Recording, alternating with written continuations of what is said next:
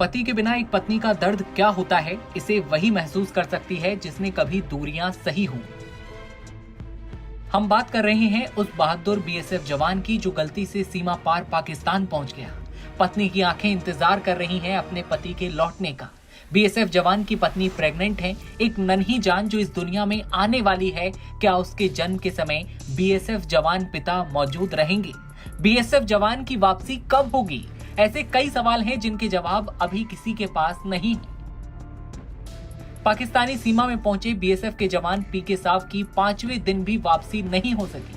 पीके की मां अपने बेटे की सुरक्षित वापसी सलामती की दुआएं लगातार कर रही है। बीएसएफ जवान की प्रेग्नेंट पत्नी, जिसे इस समय अपने पति की सबसे ज्यादा जरूरत है, वो हर हाल में पति की सकुशल वापसी के लिए भगवान से विनती करने के साथ साथ भारत की सरकार, भारतीय सेना और बीएसएफ से भी गुहार लगा रही है। बीएसएफ के अधिकारियों से पति के बारे में पूछने पर पुख्ता खबर न मिलने के बाद जवान पीके शॉ की पत्नी रजनी ने कहा, अमृतसर मेल से पठानकोट होते हुए फिरोजपुर जाऊंगी, पति के अफसरों से सीधी बात करूंगी। रजनी ने भावुक होकर कहा कि मैं यहाँ बहुत दिनों तक बैठकर इंतजार नहीं कर सकती। मैंने 72 घंटे से ज्यादा समय तक उनसे बातचीत नहीं की है। अगर मुझे यहाँ मदद नहीं मिली तो मैं दिल्ली जाऊंगी और पीएमओ से जवाब मांगूंगी। मेरी चिंता तब और ज्यादा बढ़ गई जब मैंने पाकिस्तान द्वारा भेजी गई एक तस्वीर में उनकी आंखों पर पट्टी बंधी तस्वीर देखी। दरअसल पंजाब के फिरोजपुर में भारत पाकिस्तान सीमा पर 23 अप्रैल को पाकिस्तान सीमा में पहुंचे बीएसएफ जवान पीके साहब की तस्वीरें सामने आईं, जिसमें उनकी आंखों पर पट्टी बंधी हुई है और उनके हाथ बांधे हुए कुछ लोग आसपास देखे जा सकते हैं। पीके की मां देवंती देवी भी अपने बेटे को लेकर बेहद परेशान है। अपनी परेशानी बताते हुए एक चैनल से कहा कि मैं चाहती हूं कि मेरा बेटा सुरक्षित जल्दी लौट आए।